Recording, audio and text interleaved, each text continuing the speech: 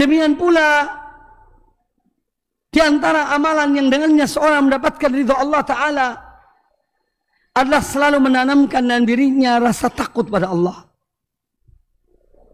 Takut yang mendorong kepada kebaikan. Takut yang mendorong seorang untuk melakukan amal-amal soleh. Karena Allah Ta'ala menyebutkan dalam Al-Quranul Karim, di antara sebab orang-orang yang beriman dan beramal soleh itu mendapatkan ridho Allah adalah mereka takut pada Allah Ta'ala. Dzalika liman khasyya rabbah. Itulah balasan bagi orang-orang yang takut pada Rabbnya. Makanya Nabi kita Muhammad SAW memberikan wasiat. 3 wasiat mulia yang diberikan oleh beliau alaihissalam dalam kalimat yang singkat. Ittaqillaha haitsuma kunta, bertakwalah kamu kepada Allah dimanapun kamu berada. Bertakwa pada Allah. Di rumah, di jalan, di kantor, di udara, di lautan, di darat, dimanapun. Ittaqillaha haitsuma kunta. Bertakwalah pada Allah Ta'ala terhadap tanggung jawab dan amanah yang diberikan pada kita. Di antaranya adalah anak-anak kita. Anak adalah amanah. Istri amanah. Maka kita bertakwa pada Allah Ta'ala dalam semua aspek kehidupan kita ini. Yang menjadi tanggung jawab kita. Kita diberi amanah oleh Allah Ta'ala untuk beribadah padanya. Salat 5 waktu. Kewajiban setiap orang mukmin. Maka jangan disia-siakan waktu itu untuk ibadah pada Allah Subhanahu wa Ta'ala. Oleh itu bertakwa pada Allah dimanapun seorang berada. Hal yang besar maupun yang kecil. Seorang bertakwa kepada Allah Ta'ala dimanapun dia berada. Nah, ketika Nabi Sallallahu Alaihi Wasallam mengetahui bahwa yang namanya manusia tetap manusia, bagaimanapun upaya dia untuk bertakwa pada Allah Ta'ala, terkadang dia terjerumus dalam dosa. Terkadang dia terjatuh dalam dosa. Makanya beliau mengucapkan wasiat yang kedua. Setelah wasiat bertakwa pada Allah Ta'ala, wa'atbi'is sayyi'atal hasanata tamhuha, dan ikutilah satu perbuatan yang buruk dan kamu melakukan perbuatan yang baik. Ketika seorang terjerumus dalam perbuatan dosa, dalam perbuatan maksiat kepada Allah Ta'ala, segera berbuat baik setelah itu. Dengan misalnya bertobat pada Allah, beristighfar, minta ampun pada Allah, dan mengerjakan amal-amal kebaikan. Karena amal-amal kebaikan itu menghapus amal-amal keburukan.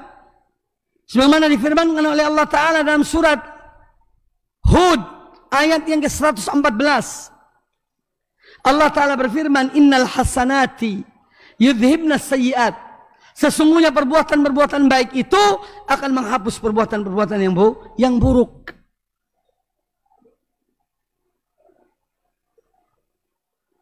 Ini merupakan kewajiban kita kepada diri kita. Tatkala berbuat keburukan, kejelekan, dosa, maksiat, segera kembali pada Allah Ta'ala. Segera minta ampun pada Allah Ta'ala. Segera memperbanyak amal-amal kebaikan, amal-amal soleh. Semoga amal-amal soleh itu menghapus amal keburukan. Kemudian wasiat yang ketiga yang disampaikan oleh Nabi SAW adalah wa khaliqin nasa bi khuluqin hasanin, dan gaulilah manusia dan akhlak yang mulia. Ini antar sesama hamba Allah Subhanahu wa Ta'ala. Jadi kalimat yang 3 ini, ittaqillah haitsuma kunta, yang pertama adalah hak Allah yang wajib kita penuhi. Sebagai hamba wajib bertakwa pada Allah Ta'ala. Yang kedua, ikutilah perbuatan buruk dan berbuat baik. Ini hak diri kita, kewajiban diri kita ketika berbuat dosa. Kewajiban kita atas diri kita. Tatkala terjerumus dalam dosa, segera bertobat, karena tobat perbuatan baik. Beristighfar, minta ampun pada Allah, ya. Dan melakukan amal-amal kebaikan yang banyak, supaya amal kebaikan itu menghapus amal-amal keburukan. Kemudian yang ketiga, hak sesama hamba-hamba Allah. Wa khaliqin nasa bi khuluqin hasanin, kaulilah manusia dan akhlak yang mulia.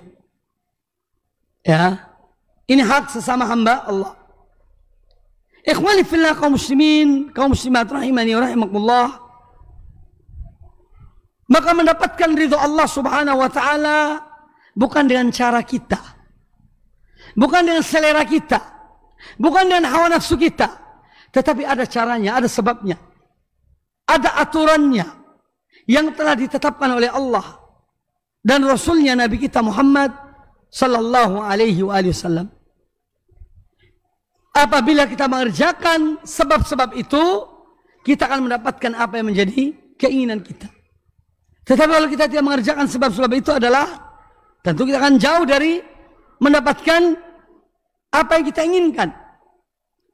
Dan sebab-sebab untuk mendapatkan ridha Allah banyak.